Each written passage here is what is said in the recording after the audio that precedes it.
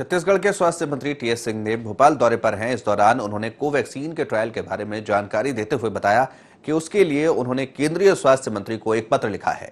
क्या है पूरा मामला, इस विषय पर टीएस सिंहदेव से बात की हमारे संवाददाता संदीप मिश्रा ने।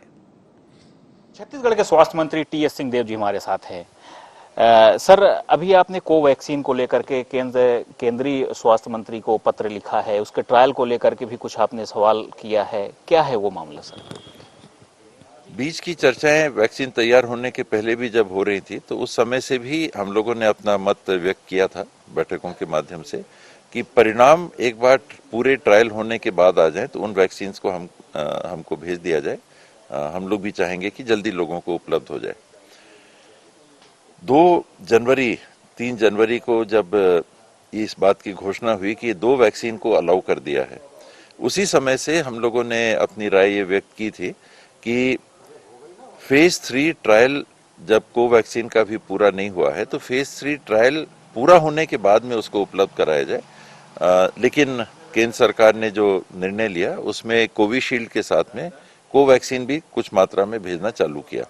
कोवैक्सीन कम मात्रा में, कोविशील्ड कहीं ज्यादा मात्रा में, लेकिन दोनों उन्होंने भेजना चालू किया। करीब 10-90% 10% कोवैक्सीन, 90% कोविशील्ड।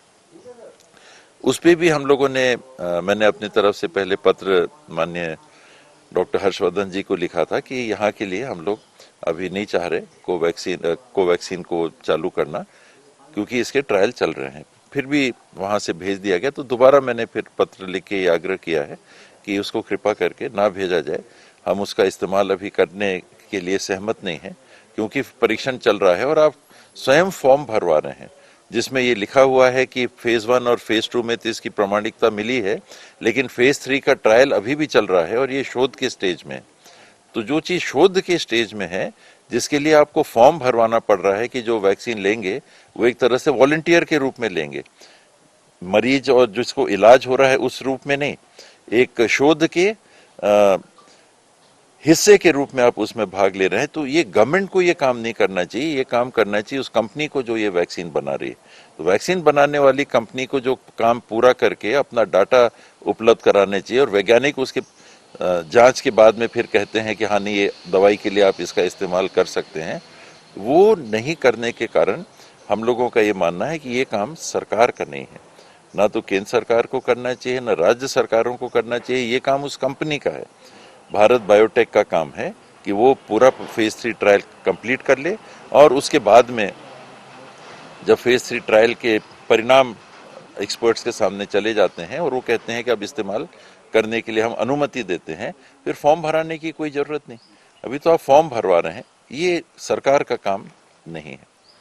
कोवैक्सीन की बात हुई, अब थोड़ा सा अलग हटके मुद्दे की बात करते हैं। लगातार किसान आंदोलन की बात हो रही है। भाजपा कहती है कि ये कहीं ना कहीं पूर्व नियोजित है और कांग्रेस की ओर से इसको कहीं ना कहीं हवा दी जा रही है। इसमें सारे आंदोलन में कांग्रेस के नेता हैं, कितना इससे इत्तेफाक रखते हैं? गलत बयानियों में एक और गलत बयानी है, ये भारतीय जनता पार्टी की तरफ से, अगर उनकी तरफ से ये कहा जा रहा है, ये स्वस्फूर्त किसानों का आंदोलन है जिसमें वो स्वयं समझ रहे हैं कि उनका अनहित, इसमें बड़ा अनहित होने जा रहा है। वरना दिनों दिन कोई भी आंदोलन को जीवित नहीं रख सकता। कोई राजनीतिक दल किसी को इतना प्रेरित कर दे तब तो हम इस स्थिति में नहीं रहते। लोकसभा के चुनावों में देखिए, अन्य चुनावों में देखिए, अगर इतना आसान रहता है कि कांग्रेस बोले आओ सब खड़े हो जाओ तो वोट ही सारे मिल जाते कांग्रेस को। ये स्वस्फूर्त आंदोलन है जिसमें लोगों ने स्वयं, किसानों ने इस बात को समझ के, क्योंकि आज नहीं लाया गया कानून, इस पे चर्चा होती रही है और लोग अपना विरोध व्यक्त करते रहे हैं, बावजूद इसके इसको ढकेल दिया गया कि नहीं ये तो अब हम पास करेंगे, हमारा बहुमत है। तो उन्होंने उसी तरह से लोकसभा में भी बिना बातचीत किए, राज्यसभा में भी जहां उनका बहुमत उतना शायद नहीं होता, और यही कारण है कि किसानों ने इसको एक बड़ा आंदोलन बनाकर किसी को अपने पार्टी का झंडा लेके उपस्थित भी नहीं होने दे रहे हैं। ये उनके क्लियर है आंदोलनकारियों का कि ये किसानों का आंदोलन है, इसमें राजनीतिक स्वरूप हम नहीं देना चाहते। अलग बात करते हैं जिस तरह से मध्य प्रदेश में राजनीतिक घटनाक्रम हुआ। मध्य प्रदेश छत्तीसगढ़ दोनों में 15 साल तक कहीं न कहीं विपक्ष में बैठी कांग्रेस। लंबे संघर्ष के बाद कांग्रेस पार्टी मध्य प्रदेश में भी आई, छत्तीसगढ़ में भी आई। लेकिन मध्य प्रदेश में जिस तरह से घटनाक्रम घटा, 15 महीने के अंदर ही सरकार पलट गई है और आखिरकार फिर से भाजपा की सरकार आई। तो इसको लोकतंत्र के लिए कितना सही मानते हैं? अस्थिर सरकारें लोकतंत्र के लिए अच्छी नहीं होती और मेरा तो हमेशा मानना ये रहा है कि मतदाताओं को स्पष्ट मत देना चाहिए।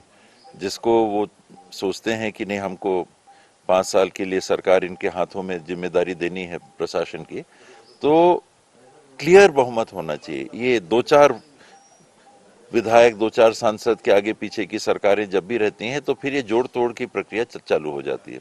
राजनीतिक दल हैं, कोई भी राजनीतिक दल हैं, फिर सोचते हैं कि हम अपनी सरकार बना लें, उसके इतने लोग को तोड़ दो, इसको जोड़ लो, इस्तीफे करा दो। वही वहां हमको देखने को मिलता है जहां पर मार्जिन स्पष्ट नहीं होती, जहां क्लियर बहुमत है वहां ये सब नहीं होता। और ऐसे भी नहीं होना चाहिए। जो भी मत आया 5 साल के लिए आया, उसका पालन होना चाहिए। दल बदल विधेयक और कड़े होने चाहिए।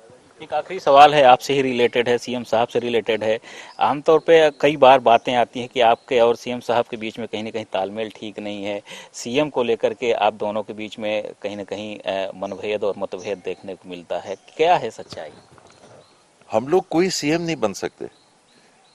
सीएम बनाता है हमारा राजनीतिक दल। हमारे राजनीतिक दल के जो सीनियर होते हैं, वरिष्ठ होते हैं, हाईकमांड तक बात जाती है, उस प्रक्रिया से सीएम बनते हैं। तो हम लोग लड़के क्या करेंगे? करना तो उनको है। तो हम लोग के बीच में वैसी कोई बात नहीं रहती, क्योंकि हम लोग दोनों जानते हैं और सब जानते हैं कि ये जो निर्णय होते हैं ये हाईकमांड करते हैं। तो आपने एक ऐसी शख्सियत को सुना जो सरल और सौम्य, जिनकी पहचान है, जिनके पूरे देश में और छत्तीसगढ़ में सौम्यता के लिए ही एक अलग पहचान मानी जाती है।